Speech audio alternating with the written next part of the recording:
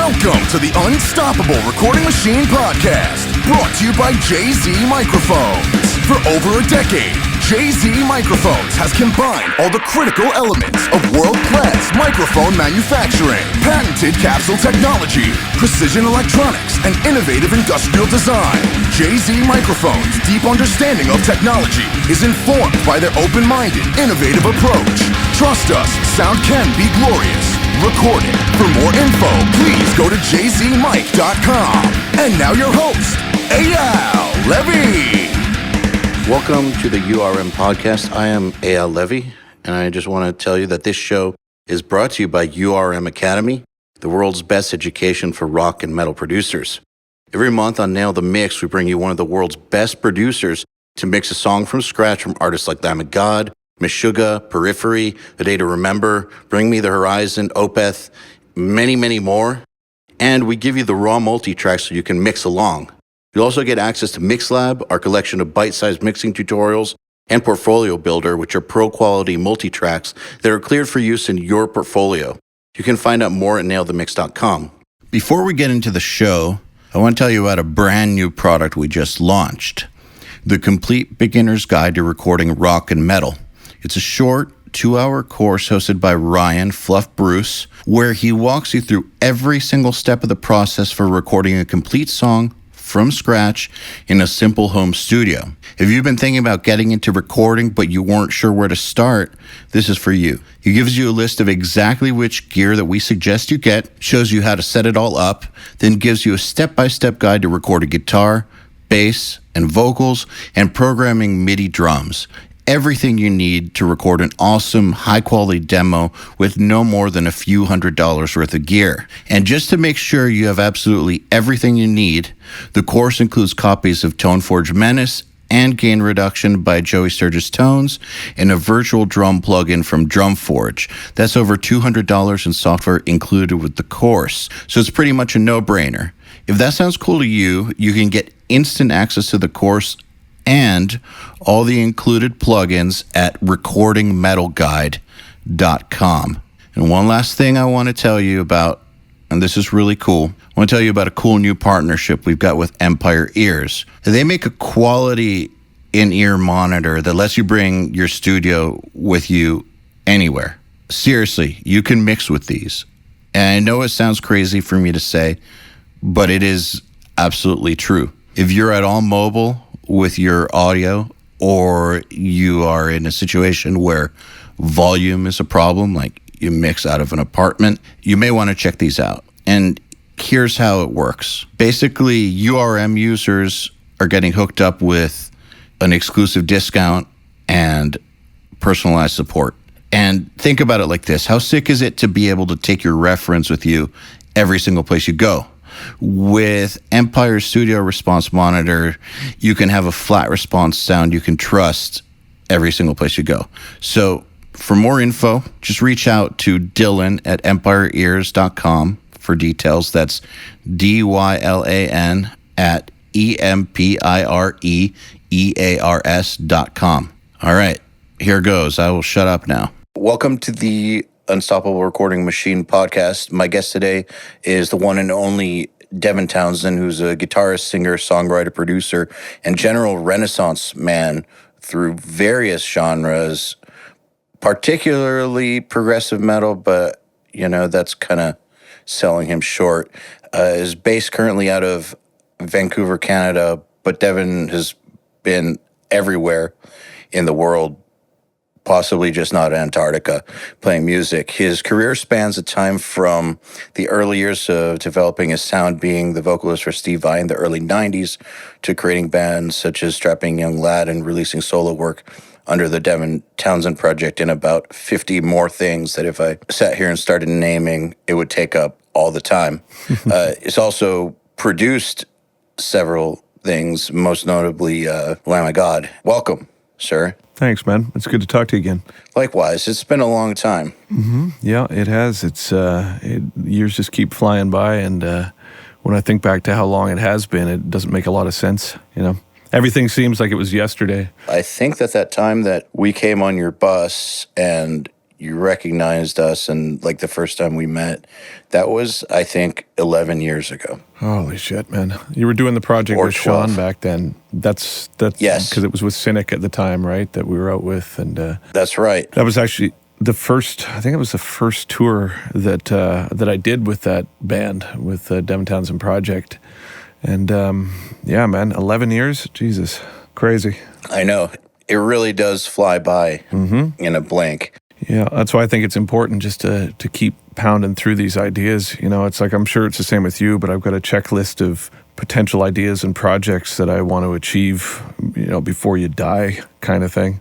And so you just keep howling them out one after the other in hopes that you can enjoy the process as you go. Does that list ever get altered, or has it kind of been the same list for a really long time and you're just going down it systematically? Well, I mean, certain things get amended where you might go through a project and realize that your interest in an avenue is not as great as it once was, and then you can modify your plans. But I also think that age and kids and all these things come into it and just modify your life plans full stop, where perhaps my obsessive need to be productive for the past 10 years or whatever was more of a like an addictive mechanism that got shifted away from booze and drugs. And now I'm just kind of like, my list of things that I want to do include a lot more doing fuck all.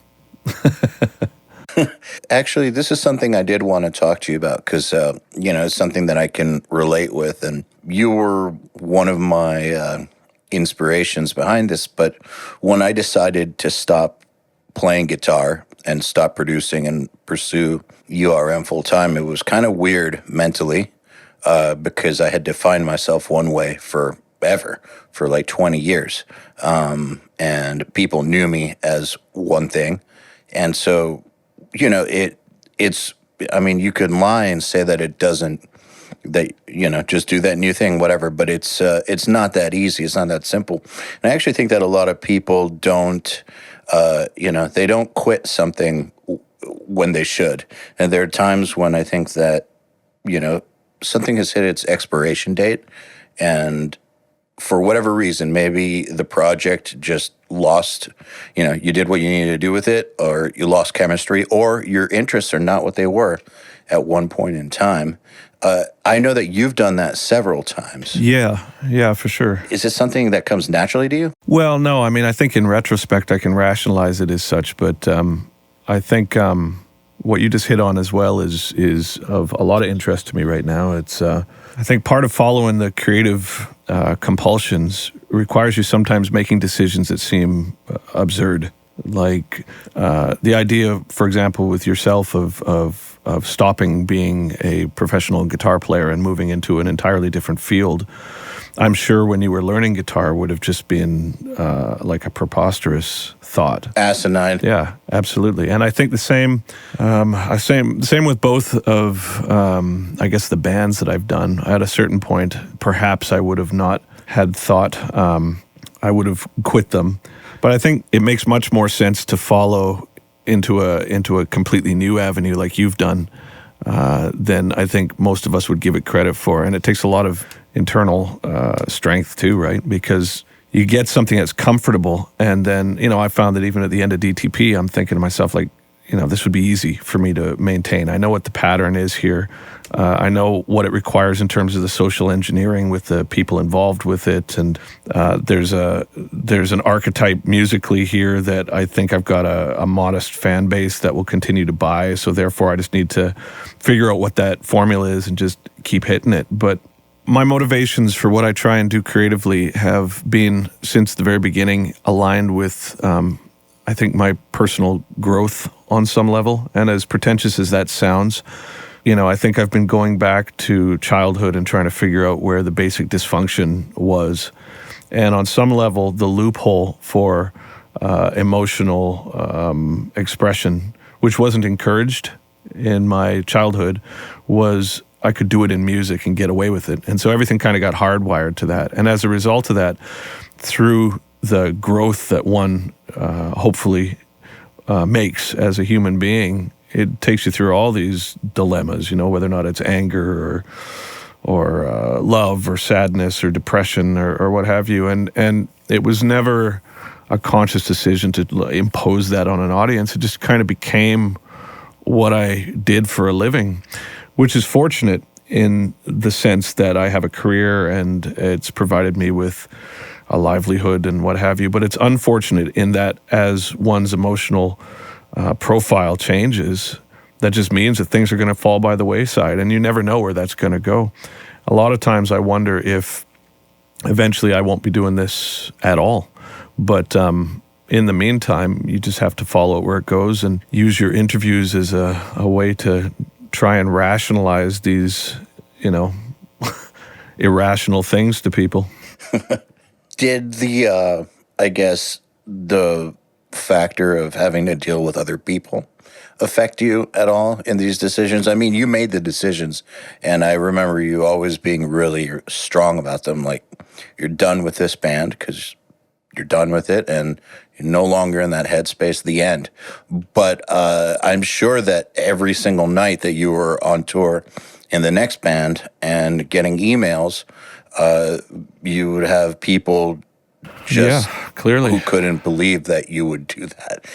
Because I know I got it on a way smaller level when I stopped playing guitar. Like, I'm sure it's a fraction of what you would have gotten for stopping strapping, but it still would be like, I'd get these feelings like, well, who are you to tell me that I should still be playing guitar? And if you like what I did, go listen to it. But I'm not required to make you any more records. I'd get a little pissed about it. Would you ever have anything like that? Well, I do, clearly, yeah. But I also think that although it's inevitable that I get pissed at it, I try to, for my own mental health, also take the point of view of okay, well, if somebody is that got such an emotional investment in something that I've done in the past that they can't let it go, then I did it right. So hooray!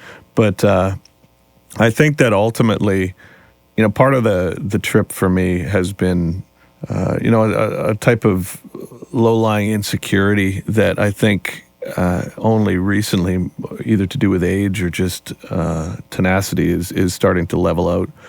But I used to feel like I needed to apologize for it. I needed to feel like if people were upset that I wouldn't do it, not even apologize, but rationalize it. Just be like, rationalize, yeah. Yeah. And but after a certain level, just like you say, you're just like, just get fucked, man. You know what I mean? Like, and it's not like I don't care about the audience. It's not like I don't care about the fact that people have an emotional investment in it. It's just, it's not going to factor into my decisions. So it's just wasted effort, right? I do believe it's wasted effort. It was just, the reason I'm bringing it up is because it's starting to be so long that I don't get it as much as I used to. But the other day, 2 weeks ago, I spoke to somebody who I hadn't spoken to in 10 years from my local scene in Atlanta. Just someone who I knew back in the day, actually longer. I knew it from the days before, I knew him before Doth was signed. So more like 15 years. I hadn't spoken to him in that long. He hit me up online and was just like, let's catch up. It's like, all right, I have an hour. Let's catch up. And he asked me about it. And I told him, I don't play anymore. I do this. I do URM now. I do it full time. I can't do anything else. This is way too consuming. And I said what I wanted to say with guitar a long time ago, and I have nothing left to say with it. So that's it. He's like, you don't really mean that. No, actually, I really do mean that. It's like, no, man, that's just so disappointing. It's like, what do you mean it's disappointing? I said I'm done. I did what I needed to do. No, man, that's just not right. That's just not right. You don't have that little itch for it. It's like he just kept going and going and going. So it got me thinking about this again. I think that it's just hard for some people to understand that unless they've gone through it. But I also think that it's important for people to try to become a little more self-aware and realize that it's okay if the things that you want at one age are not the same things you wanted at a different age. For sure, but I find I've spent a lot of personal energy in trying to shift people's frame of mind who are fundamentally unshiftable. And then at the end of it, I'm like, Jesus Christ, man, I spent a ton of time here trying to make somebody see something that maybe they're just incapable of seeing. And I think that, the frustration that I feel by those moments are only frustrating because I'm letting it now. Because for years, people would be like, when's Strapping coming back? And now there's like, well, when's DTP coming back? And both of those scenarios have resulted in, like you say, a lot of rationalization to people that just don't care. They don't want to listen. They just want what they want. And I get it, man. I do. It's like I've also got, I got a family member who's, we'll get together at Christmas and he'd be like, well, how you make $1 million? And I'm like, how, dude? He goes, well, you write a song for Celine Dion. and I'm like, well, strangely, she's not returning my calls, but as soon as she does, all right. You know what I mean? Cool. I'll see if she wants to do just like that. A song about puppets or something. But it's not, it's like guileless. There's no sense from this dude who I care for that he thinks that that's not an option, in the same way that maybe your buddy or your acquaintance there feels that clearly it's just a switch you can turn off and on. And there's a guy that I haven't talked to since I was in a band locally in Vancouver 28 years ago. We were called Gray Skies. And I haven't seen this guy since then. And he came up to me and he's like, dude, that was the best thing that you ever did, man. You got to do that again. And I was like, man, we really were bad. It wasn't good, man. It's like all the things that that band was trying to do is what I've been slowly trying to refine. And that also extends now into, along the same lines, a lot of what I choose to do, like album to album, shifts according to where my compulsions go. And often that's just a reaction to whatever came before. So if you do something heavy, I'll want to do something mellow. And after something mellow, I might want to do something commercial. It's just one thing goes after the other. But the reason why I feel like I've been fortunate enough to have a fan base such as I do that has been as supportive is that it's going in the direction that I'm compelled to go. Therefore, it's emotionally authentic. And sometimes that leads me to things that people just don't like straight up. Like people will be like, hey, I really liked what you did in the past where it was more like guitar, bass, and drums oriented. And now you've got all these fucking choirs and the orchestras and all these samples. And it's not of the same quality, in my opinion, to what you did in the past. And my reaction to that is similar. I'm just like, well, I don't know what to tell you, man. It's like, that's what I want to do. I'm not doing it to be provocative. I'm not doing it to try and compel you to like something that you don't like. It's just, that's where I'm going. If you don't like it, I get it. Also, that stuff you did in the past still exists. Yeah. I mean, can always go listen to that. It's not going anywhere. Years ago, we toured with Godflesh, like maybe 2002 or something. And lead singer of that band, he's done all sorts of things like, techno and his Yesu project and all sorts of electronic ambient things. Yet the amount of shit he gets for not just repeating Street Cleaner over and over and over and over and over and over again is crazy. And also, I'm sure you see bands that both you and I know that are like, okay, maybe we're getting a little older. Maybe we realize that finances are something that we need to be a little more considerate of now. So we're going to consciously try and recreate what we did in the past. Yes. And they'll put out a new version of that record that everybody loved with like updated production.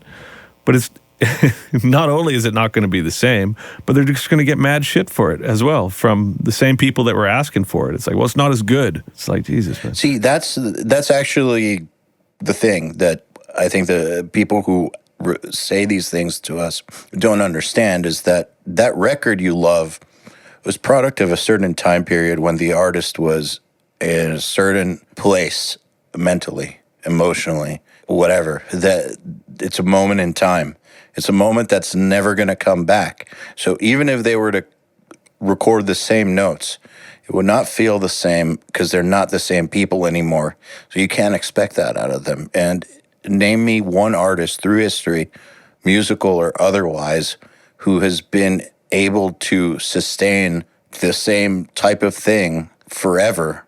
They through their entire career at the same level of quality, the same level of inspiration. It just doesn't work that way.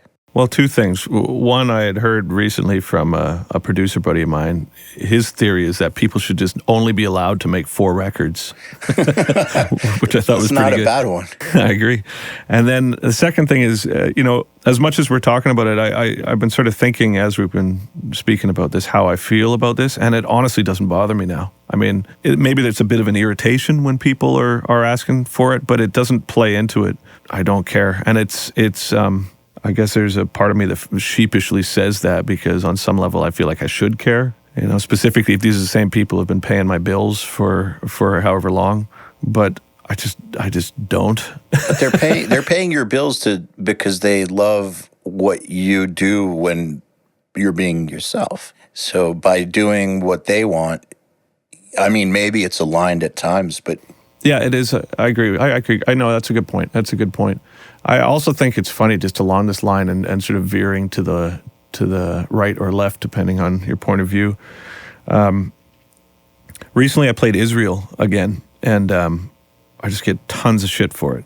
You know what I mean? And it's like, I don't talk about politics online. I don't talk about religion online. I mean, it's like, as much as it may appear like a fence-sitting stance, I am not informed enough to be able to passionately argue much when it comes to these things. Neither are most people who would give you shit about it. Well, this is it, but there's a flip side to that, So first off, I went to Israel recently as an acoustic thing because I like to travel. It allows me. I got to go to Jerusalem. I got to see a bunch of things that I would never have gone to see had I not had these. Same reason I'm going to go to Singapore and Dubai and all these places. It's just me and an acoustic guitar. I get to travel.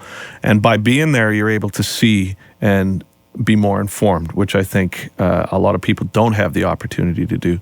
However, conversely, artists are asked not only to make political stands about where they play or what their music is representing or what have you, but we're also, anytime we do make a political stand, we're told to shut the hell up.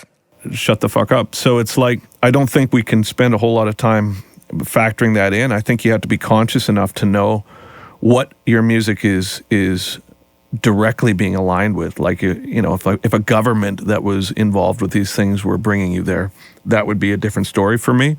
But at the same time, I got a buddy at Fox News that keeps asking me to come back on the show, and as much as I care for the guy, I'm like, man, I'm just not informed enough for this, and it's too polarizing at this point for me to be comfortable with that, right? So, and I think in the same way, it's like the same sort of entitlement that sometimes as artists we interpret the audience to have, like the audience is demanding that we do something that we're no longer capable of doing, or the audience is demanding that we back something, or that our music is aligned with a particular ideology or whatever. It's just there's no black and white to any of this stuff, and specifically the issues. So I think as artists, we've just got to kind of let it go, because the option is just you're stressing about stuff you can't do anything about, right? That's a very wise position. Were you always able to think about it that way, or is this more of a recent thing? Did you come to this? Yeah, I've been forced to think about it. I never wanted to think about any of this stuff, man. It's like it seems completely in opposition to the insular nature of what it is that I do. It's like I said earlier in the interview, I'm very fortunate. I don't take it for granted that I have a career doing this. But as I also mentioned earlier, the genesis of this whole career was ultimately about finding a loophole that I could express myself emotionally as somebody who was highly sensitive, right? So all of a sudden now people are saying, okay, well, you don't eat meat, so therefore you must align yourself with this, or or you don't, or like, are you pro-cannabis or anti-cannabis, and you know what I mean? And I'm just kind of like, I have to come up with something that I think is diplomatic, so I don't come across as rude. But in my head, I'm just like, oh, fuck's sake, man. Let me just fucking do my shit. You know what I mean? Like, absolutely. Actually, it's funny. I had recently a guitar player who's pretty well known hit me up By recently, I mean a year and a half ago or something, but recently enough, hit me up on Messenger and was like, you have a big platform now. Why are you not using it for social change? It's like, whoa, what do Totally. you mean? Not? He's like, you need to align yourself with this and this movement and try to do some good with your platform because you reach lots of people. It's like, well, actually, I am doing lots of good with my platform. I'm helping people get better at music. Totally. Music's important. The end. No, I agree, man. And I think it's a fine line because if it's something that you came out of the gate intending on using your work to do, that's one thing. But I think what that also requires you to be is informed to the point where you can draw on your conclusions and your arguments in a way that are unequivocal. And if you can't, then you're fueling this sort of constant state of misinformation even more, and using your platform to do that. I mean, there's two things that I'd say. First off, for example, by having a chance to go to Israel recently and having a chance to talk to people about Palestine and having a chance to go, along the Gaza Strip there and seeing Jerusalem and all that, I'm more informed. And that allows me to have a certain amount of growth to my opinions that if I choose to use what I do for any sort of a statement, it at least is coming from a place of firsthand experience. And then second of all, I would say that, clearly I still don't know anything about politics, and I hate the idea of having to learn them, and I hate the fact that my work is forcing me to have to learn. But what I would say about using your platform for change and for good, this is the foundation of my point on this particular subject is I think there's too many people making too much noise and no one's listening to each other. And I think that's a gross generalization, but still, there's a certain amount of I think it's pretty accurate. Overarching truth to that. However, I think that the one way that we can incite change is to be analytical of our own personal growth in a way that we are able to constantly call ourselves out as we grow and try and catch ourselves up on our own shit. As we do that, the personal growth that we reflect in our art, I think, allows people who are interested in it to become interested in the methodology in which that occurs. And through that, if you change yourself, I think that that's a real tangible way of changing others in a way that is positive. And I mean, if people don't like the ways that you change, it's not like you're, again, provocative with it. They're just like, no, I don't like that. I'm not interested in that. And there you go, right? I think you're absolutely right. And actually, something I said earlier is right in line with what you're saying about how when I was making the decision to 100% go into this, I actually used you as an inspiration because of the way that you were about, at least publicly, the way that you were about leaving certain projects behind and moving on to other ones. When I decided that it's time, and it was a pretty tough decision. I actually looked at you as inspiration, and so that's exactly what you're talking about. I think that's how you help people. That's how you create change, is by, I guess, that really cheesy line of being the change, but it's true. I think that's the way you do it. I don't want to preach to anybody about anything. No, absolutely, man, because I don't think anyone will listen. I mean, it's the same when people are asking, we need to go out and protest and all this. I mean, I think there's a certain value to that, clearly, and I think there's a need to it in circumstances where those levels of injustice occur. However, again, unless you're informed to the point where you've got an investment in that, like, this is my reason to be right now. There's so many things that one could take. You could, about saving the whales or Palestine or any of these things. And I mean, I just don't know, man. I just don't have that information or that compulsion for whatever reason. But I do have the compulsion to try and make myself emotionally, spiritually, and physically more healthy. And I think that by doing that, there's certain things that all of a sudden do come into my line. And I'm like, this is clearly unacceptable to me now. And up to the point where I had investigated that, it was a non-issue.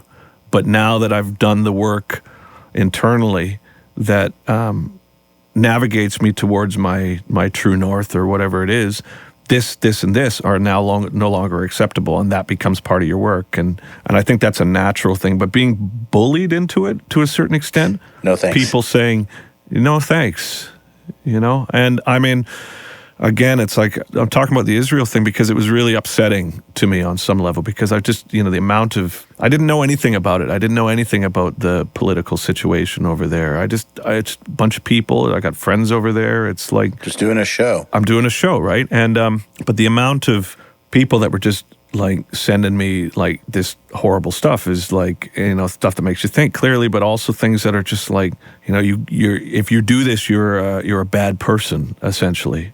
And by that point, I mean, I'd already booked the show. It was like making me think, which I guess is part of people's agenda, just in that sense as well. But at the same time, I didn't pull out of that because I don't know anything about it. And I don't know, man. Well, honestly, I'm glad you didn't pull out of it because I have family there. So it's like, it's not for me to tell artists to go or not to go, but I think when they pull out of it, they're being pussies.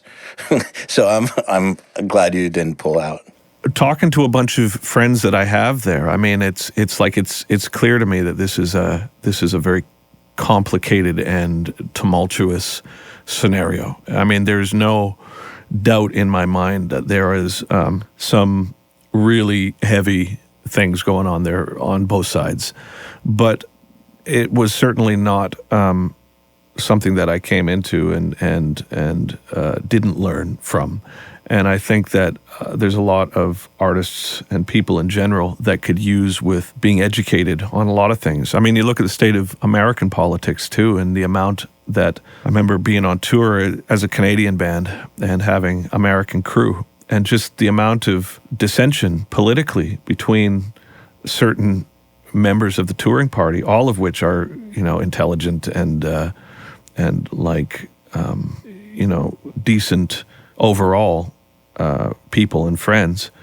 And I couldn't help but think like, man, everybody's working from their own bias. They're working from their own like upbringing and their own points of view and their own what has hurt them in the past, and what they've heard from their friends and what other people have heard from their friends. And it just seems like it's so complex that what ultimately ends up happening is just a lack of dialogue. Like no one's listening. Everybody's yelling at each other about these facts that they think they're in the know of clearly because they heard it from this website or this person they know that's politically astute or their pastor or something. I'm just like, oh my God, dude. I don't know. That is actually one of the things that turns me off to the whole thing, whether it's about politics or veganism or whatever. And, I will never say where I stand on any of that. I've decided that I will never, ever go there in public on any of these issues. I just won't.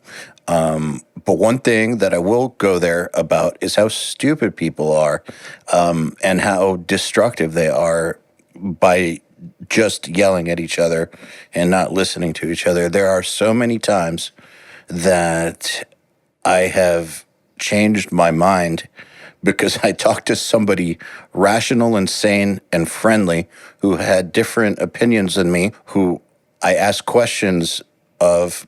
The questions were coming from genuine curiosity because I didn't agree with them. I wanted to know how this person that I know, who's obviously intelligent, who I respect, who does great work, he's always been cool, like, how does he have this viewpoint that doesn't make any sense to me? Like, how can he think this way? Totally. Like, I'm not going to attack him over it because why would I attack him? I want to know why he thinks this way. Because if this person I respect thinks this way, maybe there's something to it. And absolutely, sometimes I disagree, but I've definitely had times where people I respect have changed my mind on something that I thought I was very, very very set on, and vice versa. Some of those people that I'm talking about right now that have changed my mind, I've changed their minds about certain things because we talked like grown-ups who respect each other, coming from a place of curiosity, really.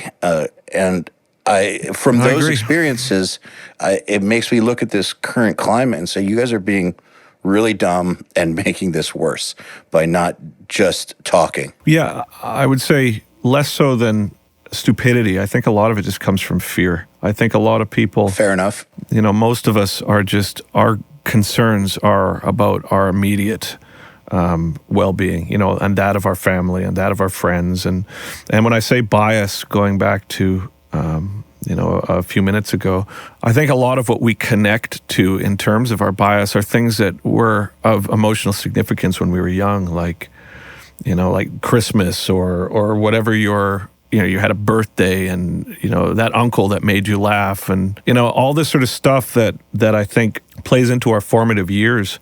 Also, we hold on to like tooth and dagger when we get older. Maybe subconsciously, we're like, well, clearly I'm this way politically. And when pressed, it may go back to something like that. And the fear of that being taken away, like in such a chaotic world, in such a chaotic environment, that one glowing moment of joy that is intrinsically tied to an ideology, having that taken away is you'll fight that to the death a lot of the times, right? So I actually think that what you're talking about is an emotional cousin or a parallel to what we were talking about earlier about the way that when you're an artist and it's time to move on to something new, it can be really, really tough because you have to realize that your identity is not what it used to be and you're not the same person. Well, I think that the same is true for ideas, whether political or lifestyle or religious or whatever. If you have associated yourself emotionally and identity-wise with an idea for long enough, changing that means in some way changing yourself, changing your idea of who you are. And that's tough. As we know, that's tough. And when it's also tough for the audience, too, if they have been utilizing the music as an extension of them trying to either find their identity or just their identity full stop. I mean, my entire career arc has been littered with crazy fucking interviews, man. Like, I remember years ago, I was like, I was going to do a bunch of acid, and then I'll do interviews. You know what I mean? And then I bet that was all. I want to see those. Oh my God. And then all of a sudden it's like, well, you're the mad scientist. I'm like, oh shit. And then it's like, for a while, because I'll be, upfront in the most blunt way that I've been scrambling to try and find my identity throughout all this. So for a while there, I'd be like, I'm the hateful guy. Now I'm the positive thinking guy. Now I'm the vegan guy. Now I'm, you know what I mean? And I cycle through these identities publicly because, of course, just my nature, considering how intrinsically it's tied to the music. When I do interviews, and as you know, every album cycle is hundreds of interviews. And the one sheet or whatever, they're like, okay, well, tell me about how this record came together. I was like, okay, well, I went through this experience. And that has led me to this. And the conclusions that I drew from it are X. And as a result of that, the records become almost like an essay. It's like you're going through a curriculum at school. And what did I learn at summer camp? Here's the album, right? And each one of those albums, I mean, I've experimented with trying to use a metaphor for that growth to try and make it less precious, like make it less pretentious on that level, because I'm aware of how narcissistic it comes across. So I would, make it into a puppet or some sort of a story or something. But every time you do an album cycle, you have to explain and rationalize yourself. And so that has resulted for me in just years and years of just, sometimes batshit crazy moments, and also things that are seemingly hypocritical when the next record comes. Like, I remember when I did Strapping, I didn't realize at the time that what I was trying to work through at that point was a fear of confrontation. And, as children, we were so encouraged, I think, to not display overt displays of emotion.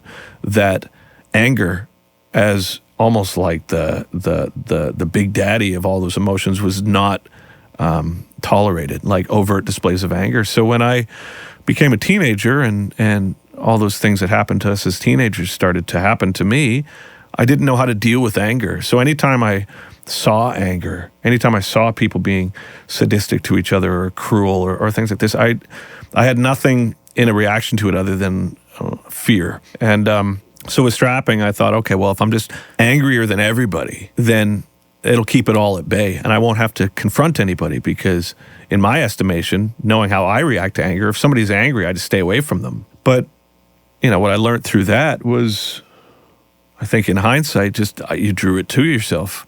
Like you're really angry, and then all of a sudden you're just surrounded by really angry people, And so, lesson learned, all of a sudden I start seeing this becoming popular, and I'm like, oh shit, I'm not qualified to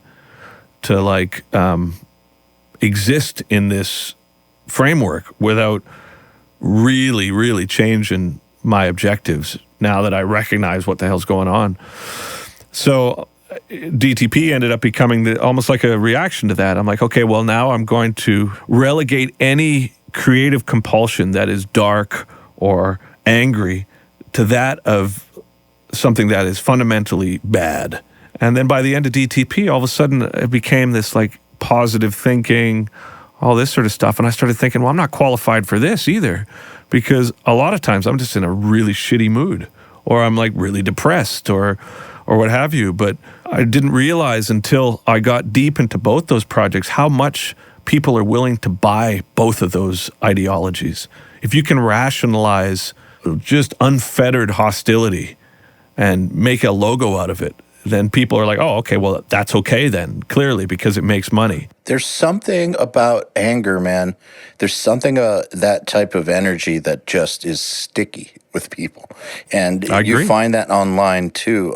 People, like, there's a lot of stats, and it's pretty much fact that the two things, if you want to put out sticky content, either you make porn, but if you're not going to make porn, do something angry. If you really, really want it to spread, do something that either has somebody angry on it or makes everybody else angry. That goes a lot further than comedy. It goes further than anything other than porn, but obviously. Why do you think? I think that it comes back to exactly what you were saying. It's an emotion that we are, at least in Western culture, I don't know how other ones are about it, because I've never been in another, this is what I come from. I know that expressing anger is looked down upon, and there's a lot of things in our lives that will make us angry. And so I think that people are, I don't know, they're just resonating with it because they don't have an outlet for it. And it's the same thing that draws people to metal, but it's a lot more universal than just your musical tastes. So it's something that resonates with people who don't just necessarily like metal. Even if you don't like metal, you still get angry. The things in your life still fuck with you. People still piss you off. And whether you're a metal fan or not a metal fan, expressing that anger is something that society teaches you to be very careful with. And I understand. You should be careful with that. It can be very destructive. Well, it's interesting as well, because I think only recently have I started to question anger as not being a fundamentally destructive act, as much as just a part of the human experience that can be demonstrated in a number of ways. Like, for example, sarcasm is a way that anger can reveal itself, specifically if you're in an environment that doesn't allow those emotions to just be voiced immediately. Somebody's pissed off, as opposed to saying, hey man, this is rubbing me the wrong way, let's get through it. It's culturally, almost in some way, maybe more appropriate for people to be like, oh, Mr. blah, blah, blah over there. You know what I mean? And sort of make it a sarcastic way of getting your point across. And I think in another way, but in a much healthier way, like assertion can be the same energy that anger comes from. And therefore, I think you can make metal that is hyper aggressive, but without necessarily having that same like toxicity to it, which, although, every now and then I love it. I love listening to things that are just, blacker than black in terms of its emotional intent on some level, I guess. Sometimes you just got to go there. You do. But I think you also, I think it's good to go there as long as you recognize what it is that it can, do. Like the cause and effect of it is tangible, right? Well, it's a very powerful thing. So I think that you're right that you can express it in non-destructive ways. You can use it even in productive ways, like I agree. Being assertive or using it for motivation, but also left unchecked, you can do really, really bad things with it. And so I think that in society, you're taught to err on the side of caution with it. I think that's what it comes from. Yeah, I agree. I think, but we could also extend that to empathy in a way. I think that, the more I've been investigating that concept, and I think I'm less deep into that, but I think that being present for people and being empathetic to other people is a very important trait and something that is clearly not particularly encouraged right now. However, I also think that left unchecked, it can be very detrimental to your own personal growth because you end up being left blown open to people that don't deserve your energy. And it's a fine line, and maybe that's where the assertion comes in. It's like, to be empathetic, I think, is an admirable trait, but to let that go unchecked, you kind of go into this martyr zone that I don't think serves anybody, right? As an artist, and I'm speaking specifically to what you do, and I'm also thinking about it through my own frame, there's some degree of it that requires you to be selfish, right? Because you have, you kind of have a huge degree. Yeah, you kind of have to stick to your own voice and staying true to that. And if you go, back to earlier in the conversation again, the whole thing about people not understanding a change that you're going through and wanting you to stay a certain way because they connect with that earlier thing you did. Well, if you were totally empathetic to that and took on this martyr syndrome that you're talking about, exactly, you would never evolve as an artist and never even have the chance to give people something great and new to connect with. Exactly, dude. In the future. So it's a double-sided two-edged sword, or whatever that phrase is. No, I get it. And I think a lot of times we're taught as artists that, like, on some level, by making art, well, maybe we're not taught it, but there's this we're sort of sold this idea that it's an altruistic thing, and being an artist and being a pure artist. But I think that's bullshit too. I think that if you monetize your work, then your objectives are clearly not altruistic. And I think that I find the same thing about religion or anything, right? It's like, as soon as you're making a buck off of it, you've got not only an obligation to your audience, if you've been lucky enough to garner one, for the sake of like the quality that they deserve. And when I say obligation, I mean only in that if you keep making things of lesser and lesser quality, eventually you're just not going to have an audience, right? Like, so there's that obligation, quote unquote. But I think there's also, like you say, astutely, man, it's like you have to be able to know where your lines are. And if you're the type of character that has had problems with boundaries, if you don't learn that, even if regrettably it happens publicly, eventually you're not going to be of any use, not only to your audience, but to yourself and your family and everybody else, man. It's all a gray area. Hey, everybody. If you're enjoying this podcast, then you should know that it's brought to you by URM Academy.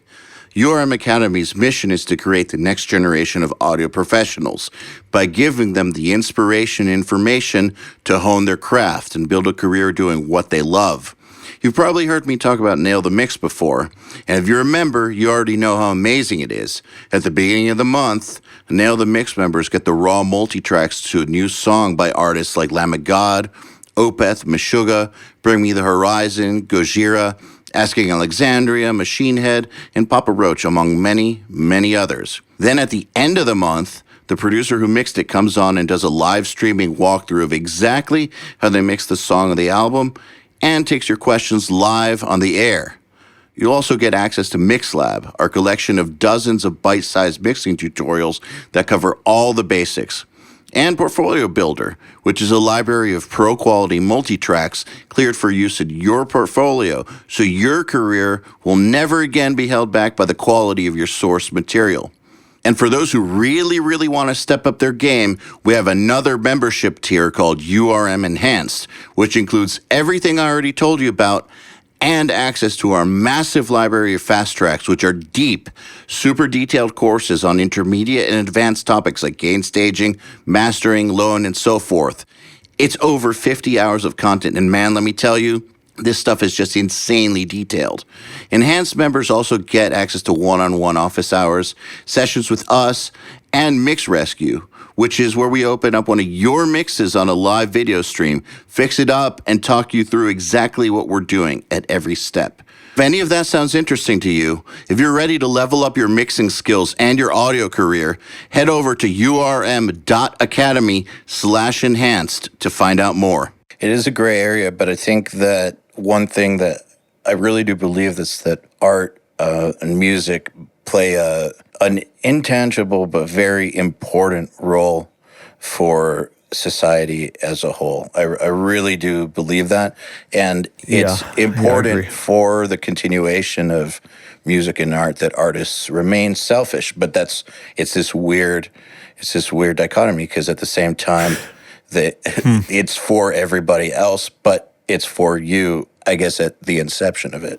Well, it's a balancing act. And yes, I do agree. And it's only been recently, strangely enough, that I have come to the conclusion that I as well think that music is a very important thing for society. For a while there, I thought it was just a superfluous thing. But same here. But I also think that coming to that conclusion, it also brings about this sort of internal sense of like accountability with it. And that is that fine line that we're speaking of as well, because yes, we need to be selfish, but if you're selfish to the point of like cutting off your own ear and shitting in a bucket and painting on the wall or whatever the thing that you end up doing is, I think that you lose the connection with other people, because ultimately what I think drives people to music is something they can relate to. It's like, it's a moment of emotional significance that an artist has that is beyond them, that then they're able to, through their bias, interpret in a way that other people recognize truth in. And the truth that the people see is something that they can relate to. And if you're selfish to the point where you're unrelatable, then, it's like, it's also a trap, I think. So, but is that just luck of the draw in some ways? That if your voice, for sure, if your voice is a voice that resonates with lots of people, totally. If you're being true to yourself, then that is kind of luck of the draw. Totally. Your true voice might be one that has no connection to anybody else, unfortunately. No, this is a really good point, but I guess ultimately that's where the monetization becomes the crux of this. I think that if your objectives are to make a living through music, you have to have a compromise. If your objectives are not to do that, then I think at that point you're free to go in whichever direction you want. But both you and I, on some degree, rely on what it is that we do to feed our families, right? And I think that being selfish to the point of obliviousness to how your work affects others, if you monetize it, then you're really rolling the dice, man. Because if you make a ton of money saying fuck everything, then I think there's like a cause and effect to that. I'm not talking about karma. I'm just talking about a cause and effect, right? Like, so it is luck of the draw if you are someone like, singer from Nickelback, who is being himself, and that has resonated with a lot of people. That's luck of the draw. I mean, if your objectives are money, I mean, that's very fortunate, right? But I don't know, man. I'm glad you brought him up. I wanted to talk to you about him, but keep going. Yeah, no, it's.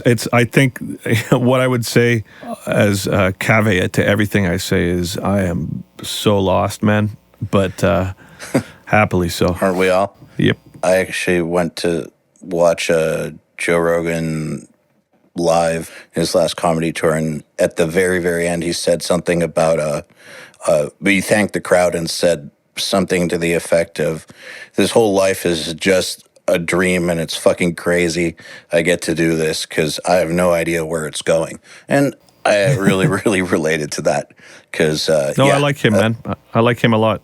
yeah, me too. I actually think that what he's done is really, really significant, and I agree. we're going to understand just how significant it is in the next 20 or 30 years. But I really think that because of his podcast, intellectualism is now cool. If I think back to when I was a teenager, it was cool to make yourself seem dumb. It's weird. It was not cool to be into things that made you think. Only the weird kids were into that stuff. But now through podcasting becoming so huge, and a lot of that is as a result of his podcast. He was one of the first, he's the biggest. He's the guy that started bringing all these intellectuals, scientists, and along with the movie stars and the rock stars and the famous fighters. He was the one who started mixing those people in there and helping all these intellectuals go to mass market. And I think that kids growing up now have access to this in a way that we never did. And it wasn't even cool when we were growing up. It was actually, if you were into that stuff, it was looked down upon. So I actually think that what he's doing is really, really significant to the evolution of society. And anyone who thinks that what I'm saying is funny, just wait 20 years. I am convinced of I it. agree with you. I agree with you, man. And I think the thing that makes it so engaging for people is he asks questions from the point of view of somebody who doesn't know. So he's able to not only communicate with these people who are, vastly superior thinkers to most of us, right? But he's also able to understand it enough to ask the questions that when he's asking them, I think to myself, oh yeah, that's something that I would have wanted to know. Mm-hmm. Absolutely. It's not in a language that is so obtuse that I'm just lost. He's like, well, that doesn't make any sense to me. Can you explain that further? Still doesn't make any sense to me. Can you explain it further? And then as a result of that, these concepts that are typically sort of out of reach for most of us are made palatable. And there's been a bunch of times where I'll be cleaning up the studio I just put on his channel and let it roll. And out of my peripheral, I'm all of a sudden privy to something that I would have never have sought out, right? Absolutely. I think you're absolutely right, man. And I think it's funny as well how, I think he, more than anybody, is surprised by its success. Yeah, that's also back to the, if what you are doing happens to be the thing that resonates with everybody, that part is luck of the draw. The part that's not luck of the draw is doing over 1,000 episodes and grinding like crazy. It's funny. One of the criticisms that I've seen about him is a lot of people will say that he's, stupid, which I think is really, really not the case. But they say that, that he's not as smart as his guests or something. But I actually kind of think that's the point. And I think that until you've talked to a super genius, you don't know how dumb you really are. And the ability to get one of these super geniuses to communicate in a way that makes sense to normal people at the middle of the bell curve, that is unbelievable. Because these people that are at the very, very top of the bell curve, they don't talk like normal people. They don't think like normal people. And they're usually in their own little worlds, discovering stars and inventing rockets and stuff. It's not, they're not like the rest of us. And the ability to bring their information down to earth it's a big thing, I think. Well, what's interesting, as we're talking about this, and you're saying if your particular, I forget how you phrased it, but your particular way of interpreting your artistic motivations resonates with a lot of people, then that's luck of the draw. But also conversely, what happens if someone's trip resonates with a lot of people and they're not qualified to handle that. You look at Kurt Cobain or any of these people, right? And they're all of a sudden in the crossfire of this. And at that point, I think inadvertently, they become a martyr for it. That's bad luck of the draw, I guess. I guess, right? That's the best way to describe it. Yeah, but you see that. And I mean, I think on some level, as I get older, I just hit 47 the other day, which is great because, thanks, man. So I'm almost over the hill, which is great because it makes it much easier to let it go.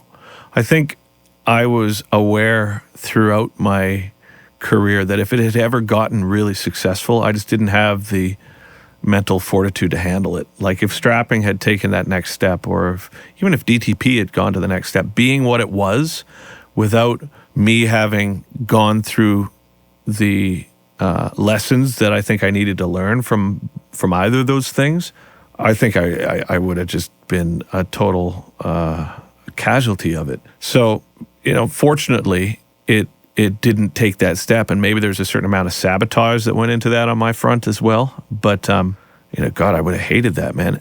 I've only experienced a very, very small percentage of what it's like to take that step. Yeah. It's a very intense thing to be in a position where you are taking in so many people's energy all the time, dude, expectations. Holy shit. Yeah, it's like being bombarded with, and again, back to what we've been saying, the people expect something of you. When you're out there as an artist, your audience has expectations, society has an expectation out of you. And look, I do think that it's great. Like, people shouldn't complain if they have the chance to do their art for a living. However, that's not to say that there's not insane challenges with it. And one of the challenges of being successful is that you are under constant bombardment of other people's, it's like you're getting drawn and quartered by their desires. Let's, as we go, add that to the list of things that you're not allowed to complain about as an artist. You know what I mean? It's like, but I've been a broken record about it, but only because it really affected me in a way that I have a hard time not talking about. And that's a singer from Nickelback who I became acquaintances with on this last run and had the opportunity to spend a bunch of time with, you know what I mean, at his place and whatever. And I mean, we're acquaintances. It's not like we call each other up, and it's, he's a good guy and he let me in and he helped me out with a couple of things. And that's kind of where the relationship started and ended in a lot of ways. But the thing that really floored me was completely separate from that. The thing that really floored me was being in the presence of somebody's life who the luck of the draw favored. You know what I mean? Mm-hmm. And I recognized through that, I'm like, I couldn't do this. I can't do this. The level in which this type of existence functions at is at a point where is completely not unhealthy, doesn't even scratch the surface of what it would be for me. He seems very put together. I don't know him, but he seems like a pretty put together dude, at least on the surface. Mm-hmm. Considering not just the level of success, but the level of hate he's had to endure. Right. I mean, I think the thing that I took from him is he's an alpha, and that's something that I think is also a prerequisite for that. Like, I often, when I go to a place, or if I go to a party, or if I go to a ceremony or something, I just don't want to be seen. Like, I don't want to go out. I don't want to go to the guys. My friends' band's coming to town. I'll come see them before the show. I don't want to go to the show. You know what I mean? It's like, I don't want to be up past 10 o'clock at night. If there's, if you're going to have a couple of beers, I'd be out by 11. You know what I mean? It's like, that's where I'm at. It's the intensity of just being at a gig is too much for me, right? Here. So my job has required a lot of self-analysis. Right now I'm on this, just like this next step of where it's at, but it's required a lot of self-analysis, not because I like to think, at least, not because I'm just an irretrievable narcissist, but just I got a family, I've got responsibilities, I've got a business. And in order for that to not fall by the wayside, I got to keep my shit together, man. And it's like the inability to tune out energy is one of the primary things that's going to keep my shit from being together. So when I meet someone like that, and I've met a lot of people like that are like, you know, the alphas in the industry, the ones that are at the show. They're every night they're at the show. As soon as they come in the room, you know they're there. You know, they're the ones that, you know, skeet shooting off the balcony at 4 a.m, like all this sort of stuff. It's like Corey Taylor's I don't think like that. Yeah, exactly. So is Chris Jericho. You know, it's like, and it's like these people who are all stars are like, that's why they're able to be that. I mean, I've never met Corey. I've never met the guy, right? But it's like, here's a guy, from what I can tell, is like a massive success, is into the spotlight, and has got no problems at all with being public. I've met him 3 times, and the 3 times that I met him, it was like, okay. I mean, I always liked his bands anyways, but that aside, when I met him and hung out with him those 3 different times, years apart, I'm sure he doesn't remember, but it was like, okay, I understand why this guy is where he's at. Exactly what happened with me and Chad. Oh, that is pretty funny. But his energy is just, it takes over the room, and he loves it, obviously. Yeah. He embodies it. It is what he is. How does that even work? It's a special type. I can't even, well, see, that's it. It's a special type. That's exactly it.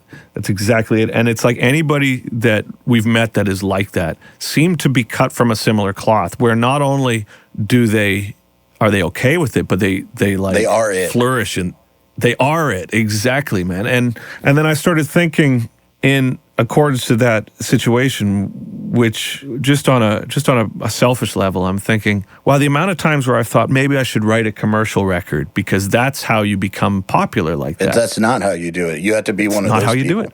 You got to be one of those people. Yeah. Exactly. I had no idea, dude. Like, I had no idea. I always had assumed up to that meeting naively that it was a choice. And then when I was just like, holy shit, this isn't a choice.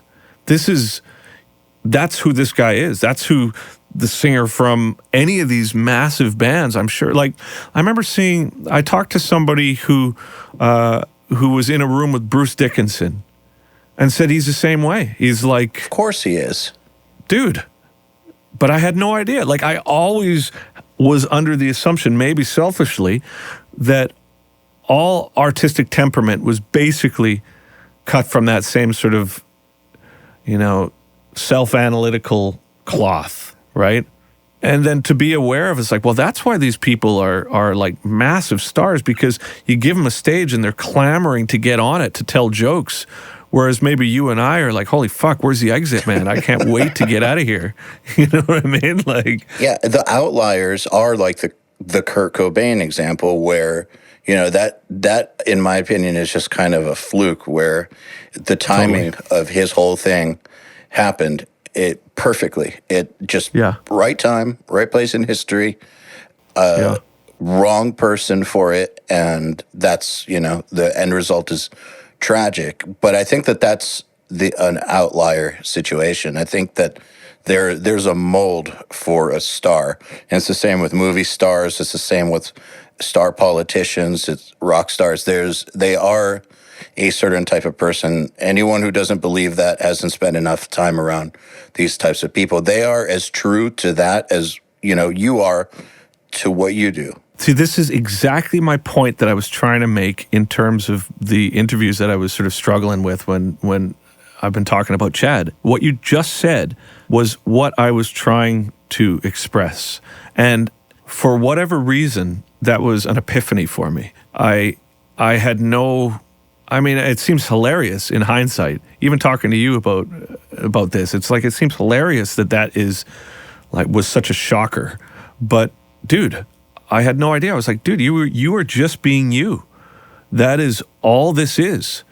But you are permanently on fire.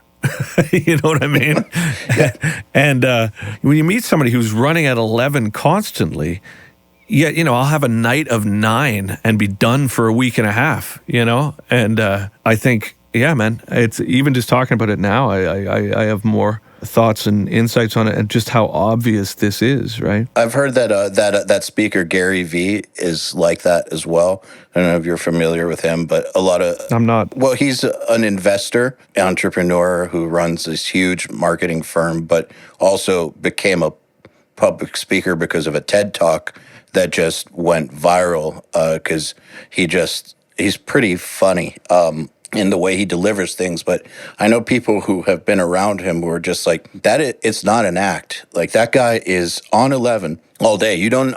It's like being next to a nuclear generator, basically. Yes, dude. And it's like, I think most people see this and see these people's lives and like the yachts and the planes and all that, and people just want this stuff. You know what I mean? They're just like, but what I realized in my associations with anybody who seems to be along that line or wealthy in that way is it's like, that's what comes with that personality. It's the byproduct. It is. I don't think you can rue the fact that that's not part of your life. I think you've just got to accept that in order for you to be happy, you just don't get that stuff. And if you had it, the cost of what it would entail for you to get it would be something you wouldn't be able to handle. So therefore you wouldn't be able to enjoy it. So it's an abstraction, it's like, it was after that experience in a way where I started thinking, oh, I've got too much stuff. You know what I mean? Like, I don't need half of what I have. Like, I don't need a bigger car. I don't need a better car. I don't need more guitars, God forbid. You know what I mean? It's like, I want to be able to maintain what I have. And it made me strangely happier with what I had to see somebody with so much more, because I realized, like, just like you said, man, like that's what the byproduct of that is. And if that's not what you are, man, like, don't stress about it. There's a truth to the idea that money will not make you happy, but it's more, there's a point where not having it will make you unhappy. But when you're talking about those levels of wealth and success and I guess having stuff, yeah, that's not going to make your life better or worse. It's just going to reflect who you are really and what you've done in the world. But it's not, Chad isn't who he is because of that stuff. Nope. That stuff, like what car he has, is not the reason that he is at 11 all the time. The reason he has the car because he's at 11 all the time. Exactly. He's not at 11 all the time to get the car. Yeah. No, dude, exactly. And it seemed like such an obvious thing in hindsight, but it just blew me away, man. Well, it's the same way that, man, I'm sure you know this, but like, we've all seen when bands have tried to do the commercial record, like you were talking about, or local bands who aren't that good who try to do like, they go to the studio that's way too expensive. They hire this person to work with them. They try to get that management firm that has handled this and that person, and they check off all the boxes, but it just doesn't work, and it will never work because they don't have that thing, and that thing is not something that you can develop. It's just there. You can develop your skills, you can develop your strategy, you can develop your product, you can develop all these different things, but you can't develop who you are born as. No, exactly, dude. And I think that, it's that whole real, recognize real thing. I think a lot of times the people who are in the industry that are looking for that, it's clear as day from a very early time who their sights are going to be on, that are able to like not only be that character who's on 11, but also be astute enough to know how to manage that so it doesn't self-destruct. Like how do you funnel that 11 into just multiple businesses and multiple excursions and into different, musical or artistic paths. And I think for the rest of us, I think a lot of it, what it leads us doing is just going, well, what's wrong with me? Like, how come what I do doesn't result in that? And I think it was only recently where I came to the conclusion, I was like, are you kidding me, dude? You think you can handle that? Because you can't. It's not what you're cut out to do, man. Like, and there's nothing wrong with you if you're not that person. In fact, there's much more right with you upon recognition of that, because focusing on the things that you aren't as opposed to the things that you are is going to compromise your art ultimately. Absolutely. And if you are true to your art and yourself and follow that, I firmly believe that you don't need that level of success to be happy. Like you said, if you achieve that level of success and you're not cut out for it, it's going to destroy you, much the way that Absolutely. lottery winners typically destroy themselves. Absolutely, dude. That's actually a great analogy. Well, the reason I wanted to talk to you about Chad actually was, I saw that you had worked with him, and one thing that's kind of funny is, first of all, I never got on the Nickelback hate bandwagon. Like, I don't hate bands. Like, I just don't. I just don't listen to them. I don't like them. But I've always respected their ability to do what they do. Even if it's not my thing, they do what they do, obviously in a way that works, like beyond works. But the one thing about them that you cannot argue about is that their productions sound incredible. They have had, Oh, dude. their mixes have been just Oh, my God. groundbreakingly incredible. Totally. And so running a production school, we always reference those mixes. We always talk about those mixes as like, Same.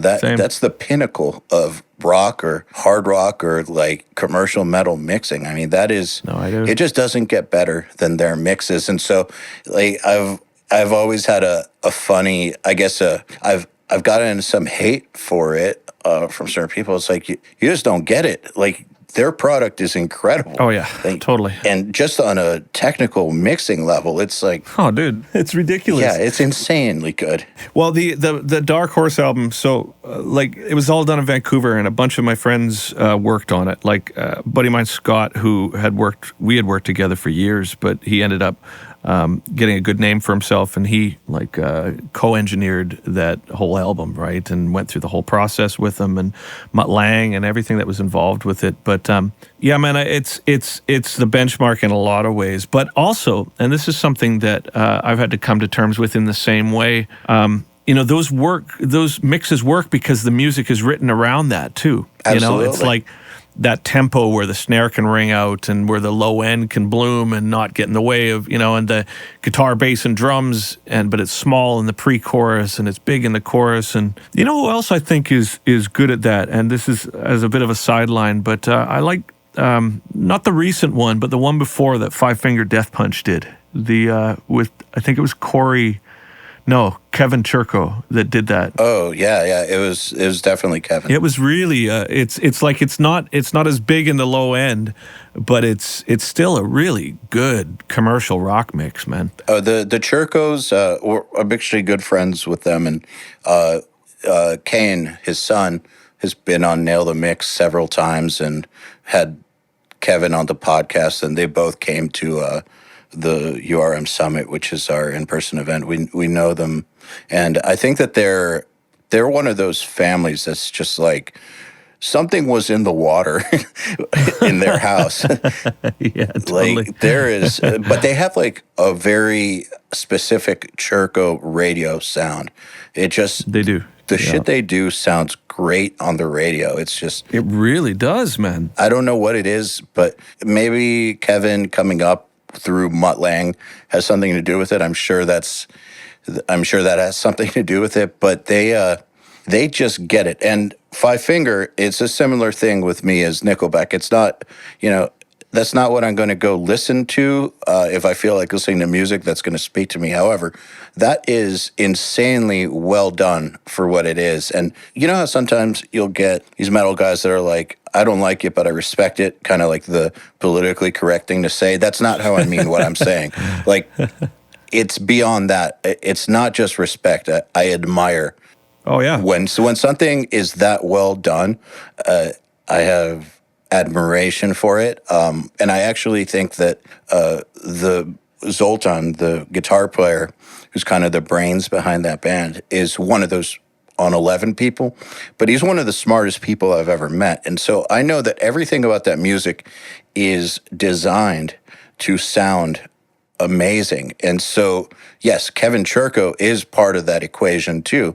Obviously, his mixes are great, but from inception, everything about that product, I'm going to call it a product, is Yeah. designed to hit your speakers and hit the audience in a certain way that there's no accident. Just like I know that with Nickelback, there's no accident. No. They are just being themselves, but there's no accident there. A lot of time people view that lack of accident as being like premeditated in a way that seems disingenuous, but I No way. and I'm guilty of feeling that. But no, I absolutely agree with you, man. It's like, and I just actually met Zoltan online the other day. Like, it's the first time we talked to each other, and I told him, and I mean, it's like it's another one of those bands where you say that you like them, and people get all, sort of elitist about it. But at 47, man, I mean, when I'm on tour, I have to exercise. Like, I have to. It's like, as a singer, I have to exercise. And it's not that I'm ever going to be ripped, but I mean, dude, it's like it's so easy for me to get out of shape that I have to exercise. And when I do, I really like listening to that band. I think it sounds great, man. And it's like, you know what I mean? It's like, it's something that I enjoy listening to while I'm exercising, and told him such. And I think I'm not the only one that feels that way, clearly. No, definitely not. Another time that I realized this recently was, so we just had Fall Out Boy on Nail the Mix, and I've actually kind of always liked them because I've always thought that, and I'm not a huge pop punk fan or anything, but I've always thought that there's something really great about their melodies. And their singer agreed to do the podcast, and I actually flew to LA for it, and we talked for like 2 hours, and it was one of those situations. It's actually a great episode. The whole concept of this is not an accident was so clear to me again. But that guy is 100% a musician, 100% a composer. He just loves what he's doing. And what is really, really smart about that band is that the singer realized that he's not that guy that's on 11. The bass player is.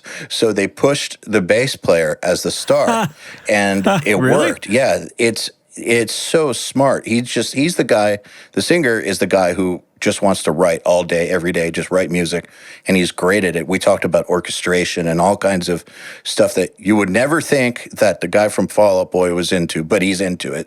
And they figured out that the star was the bass player, and so they just had him be the front man, which is a non-traditional way of going about it, but they recognized this thing that is so true, that getting to that level of success requires a personality that is a certain way, and if you're not that way, it's not going to work. But there's no rule that says it has to be the singer. That's what they showed the world, I think. Interesting, and as devil's advocate, I'll throw this out. I think what could, unless you're very careful in a scenario like that, it can be misrepresented by that alpha person's agenda. Like if artistically, say there's someone like you or I who just write, and that's what our agenda is, but we're not particularly fan of being in the spotlight, or don't want to be on 11 all the time, or can do it but need to recover, or whatever our scenario is. But then you elect somebody else to be that. At some point, I know I would resent it. I would resent that the face of it becomes something that is disconnected from what the source of it is. Maybe in their situation it's different because it's it's more of a commercial slant to begin with. Well, I actually think it's the bass player who selected him to do it. I think the bass player recognized that he didn't have the talent, I guess, as a writer, singer, whatever, to do that, but he had the vision. So he selected a guy, like they selected a guy who could lead them musically. And it happened to be a guy who has less than zero interest in the spotlight. And I totally do agree with you that it could lead to resentment, but I think that in this case, it clearly doesn't. It was really clear to me that it doesn't from when I talked to him. I wonder if the clown cat Sean from Slipknot is similar. Do you know? I wouldn't be do you meet him? surprised. I would not be surprised. Because it seems like he's got a vision for what the band has done, and I don't know, man. This whole conversation is interesting to me just because it makes me even more aware of what as artists we should be focused on, and I think that knowing your limitations is something that is not encouraged enough. I think society, specifically Western society, sort of teaches us that we can do anything. We can be anything. And if you don't end up being a billionaire or whatever, that's your own failing, as opposed to, maybe you're just not cut out for that. And I think that conversely, I think if we were, as artists, taught more to like really understand what it is that is going to make us happy fundamentally, and then pursue that artistically, I think it would be better just for the scene in general, because you wouldn't have people, like you say, your friend's band trying to get the right producer and the right manager, and then ultimately end up scratching their heads as to why they're broke and angry. You know what I mean? Like, totally. Well, I think that the lesson is that if you do want to monetize it and you do want to get to that level, I think the lesson is that if you are not the star type, then the sooner you realize that is the sooner that you can go finding that person to work with. And I think, I think that Sean from Slipknot, he had to have realized that, because Corey is the definition of a natural rock star. But obviously Sean's the dude who's had that vision artistically for what the band would do. Clearly, I mean, they don't hide it, and he's always been very forward about it. And he has had no problem just being the clown guy who hits things. Like, he's got no issue with that, because I think it's his vision. But if he tried to be the front man, I just don't think that it would have worked. Well, that takes, I think that awareness of your limitations, that's a perfect example of what I was just actually even alluding to, is him saying, listen, I'm okay with this. I'm okay with putting that part of me aside, my need for that aside, so it can be overall a success. I mean, that's, not only is that commendable, but I think that's very rare. So, I'm reading a book right now called 21 Lessons for the 21st Century. And the author's name is Yuval Noah Harari, I think it was. And he's talking, basically, it's talking about how artificial intelligence, and in some ways how that will change society, and it sort of looks, I think, in general, at why liberalism is suffering right now. And one of his points that I thought was really interesting, because I talked to somebody else who had read it, was he said, eventually algorithms will be able to determine what is going to be good for you emotionally. This is his theory, right? Or this is his hypothetical situation. It's like, maybe there's algorithms that will determine, based on your genetic history, that although you want to be a rock star, maybe you would actually be really happy being a plumber. And this is the ways in which this algorithm can actually help society, as opposed to people following these goals and then ending up in these really destructive and negative and unfulfilled lifestyles. They can do something which on the surface seems much more mundane, yet ultimately they get a quality of life that is much higher. And I think it's framed almost in a sense like this is one of the downfalls of, like, one of the threats. I think it's a benefit. I think so too. Like, that's kind of, I was talking to a couple of friends of mine.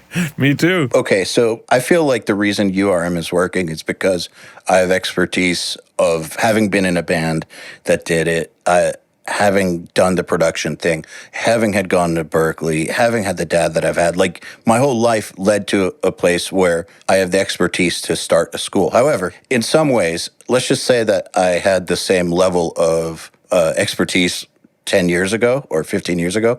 I wish there was an algorithm that told me to not pursue the rock star thing and just try to start a business. Fuck yeah, man. I mean, I think if there's an overarching anxiety to what I do in my career, is because it keeps shifting. I feel that I'm just an incredibly slow learner, and that when I finally figure out what it is that I want to do, I'm just going to be in my 60s sometime, just being like, oh shit, I should have been a plumber. Figure out what you want to do. Yeah, that's man. Amazing. It's amazing you say that, but I totally understand. Yeah, man. And it's like, I think that my anxiety a lot of times comes from the fact, and a lot of my self-deprecation as well comes from the fact that I'm aware of that. I'm like, don't tell me that you're going to go through this song and dance again, man. You're going to do some, stupid musical counterpart to some epiphany that you feel you've made, that you then end up trumpeting through interviews for the next 2 years about how you feel you've finally figured it out and this is the direction you should be going. Amazing. And then all of a sudden, and then a year later, you're just like, oh. You know what I mean? You're like, now that I've dipped my toe into this, I realize I really don't like this. And that's what just keeps happening, you know? And that's so funny. It's true, man. I know it's true. That's why I'm frustrating as I can fuck. relate. Yeah, man. You're just, and then whenever it happens, and I think this is going back to, you know, recently I've taken a real step back from social media just because the amount of things that I say that have been like that, where I'm just unequivocally convinced of whatever direction it is that I feel I'm going, and then I make a big deal out of it, and then I change my mind, and then there's people that are giving you shit about it, or like Blabbermouth puts up something where you've said some stupid thing, and then you know I struggle with self-confidence and always have to a certain extent, and that does nothing but compound that. Where every time you turn on your computer, you're like, oh my god, I'm a fucking idiot. Like this is ridiculous, right? So. Yes. What I have found recently is by stepping back from it a bit, I see some things that I've said that come up on Blabbermouth, or I see some things that I've done, like I did some shitty performance that comes up on YouTube, but just by like not looking at the comments and not reading it and not participating in what I say, strangely enough, life just goes on. You know what I mean? Like it's not like things came grinding to a halt like your anxiety thought they would. It's just, you know, it's just something that happened, right? Move on. Well, I think that feeling of things might come grinding to a halt. Okay, I think there's a flip side to where it's probably a good thing to feel a little bit of that because keeps you hungry and motivated to a degree, I think. True. You know, I'm friends with Blasco, plays bass for Ozzy. He's had a very successful career, and he's told me that the whole thing has felt like a house of cards the whole time. And I mean, the guy's been in the biggest bands in the world for like 20 or 25 years now.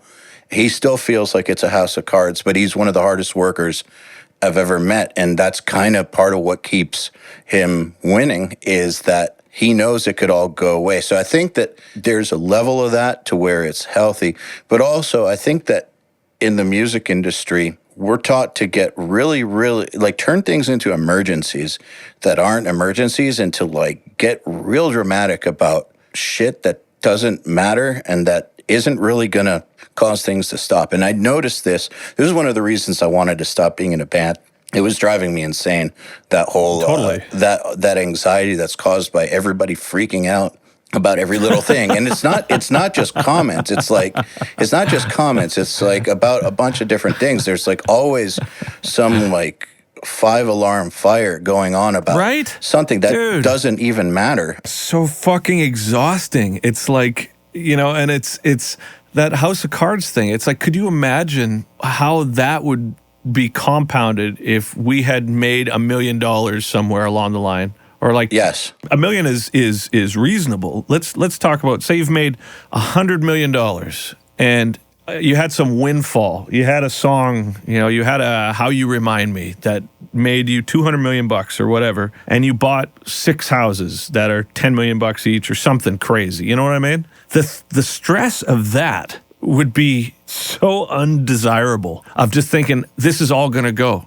Like maybe you broke up with your long-term relationship and you've got a bunch of, you know, 22-year-old girls that, you know, are conditional in terms of their relationship. You know, they're certainly not into you for your 55-year-old bod. You know what I mean? They're like there because you were able to provide something that is like really what their agenda is based on, maybe, right? Man, it would all go away. The stress of that shit going away, man, fuck that, dude. I would much rather just be like, you know what I feel like doing today? I'm going to do this artistically. And I as long as I'm going at it from the point of view of this means something really important to me and something really tangible to me, then there's a good chance that the audience, some portion of it, will also relate. And that's enough to pay the bills if I am rational about how I structure my life. You know, that, dude, any day. But there's still a little bit of that, because the thing that could go away is that food on the table for the kids. So I think within reason, it's good to have a little bit of that stress. It keeps you going. No, you're right. You're right. But it would be nice to not have it, to be fair. Yeah. So I guess that's where it becomes complicated, because to not have that stress of the kids going away, I mean, not the kids, the food on the table going away, you do need that kind of money. But if you have that kind of money, then you have that stress of that money going away. Good point. Good point, man. Maybe it's about managing that stress so it's not at a point where it's becoming like a total all-consuming liability, right? I think the quote that I heard recently, which I thought great about money, is someone said, "I just want to have enough money to not have to say no to the guacamole." I always thought that was like, that makes perfect sense, right? It does. But no, you're right. And anytime I've had no work whatsoever, say there's no pressure whatsoever, I just get bored. And I think that I romanticize that as if I would just be totally fine being bored, but I seriously doubt that you'd be okay with that. Yeah, man, I think you're right. I think my life up to this point, the stimulus that I've become accustomed to be frank, is such that if I just stopped, I would just, I'd just start doing heroin or something.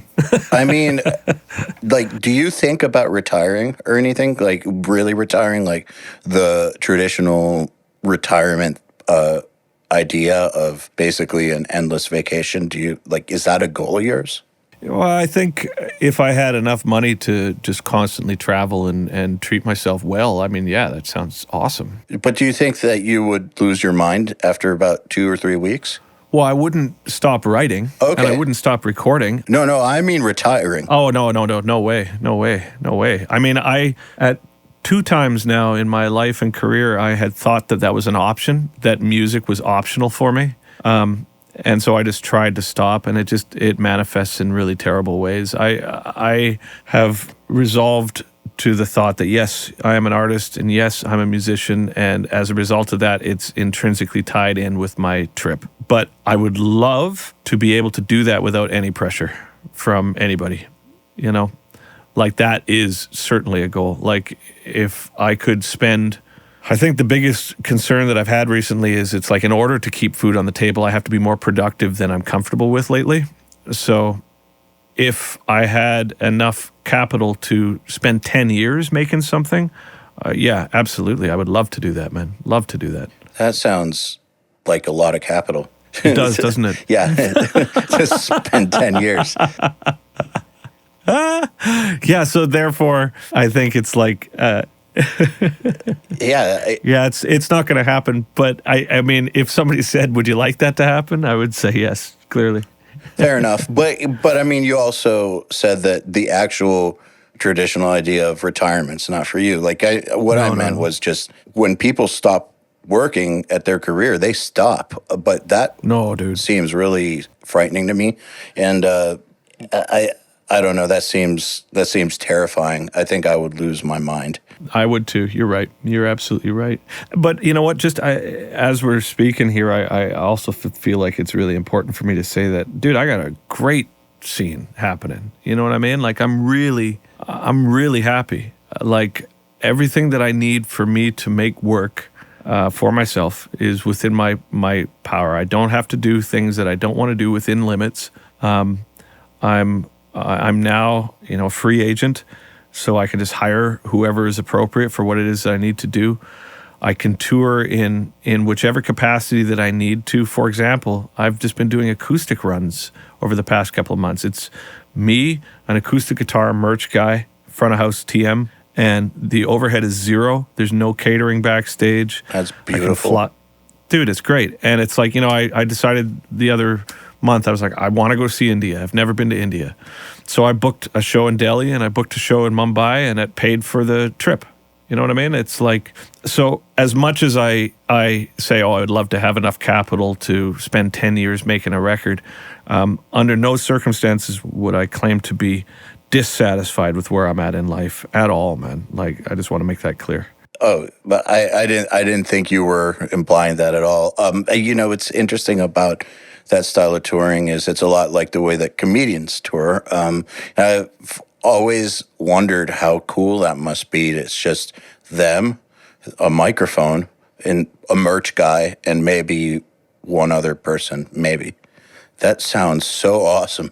I wonder if I mean, I found I got a little bored of my own trip, and I found I went inward a little much. You know what I mean? Like you have that much time on your own, and it's the tendency for the wheels to sort of spin is such that I think you can benefit from a little more social engagement, right? And with friends, not just the audience, but like people that will tell you that you're full of shit.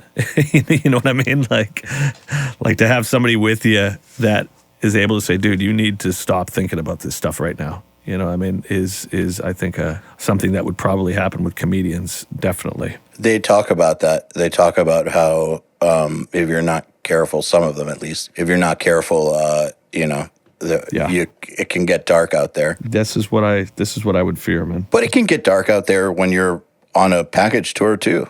Yeah, and it can get dark out there when you're hyper aware of certain tendencies within your bandmates that begin to drive you crazy over time too, right? Like, that's a good point. But hey, man, I should probably start wrapping it up pretty quick. I got my kid coming home from school. Sure, and I gotta get a couple other things done. But it's been really great talking to you, buddy. Really great talking to you. Absolutely. I really, really appreciate you taking the time, and it's been great talking to you as well. And thank you for coming on. Yeah, man, I think we have more in common than I assumed. The Unstoppable Recording Machine Podcast is brought to you by Jay-Z Microphones. For over a decade, Jay-Z Microphones has combined all the critical elements of world-class microphone manufacturing, patented capsule technology, precision electronics, and innovative industrial design.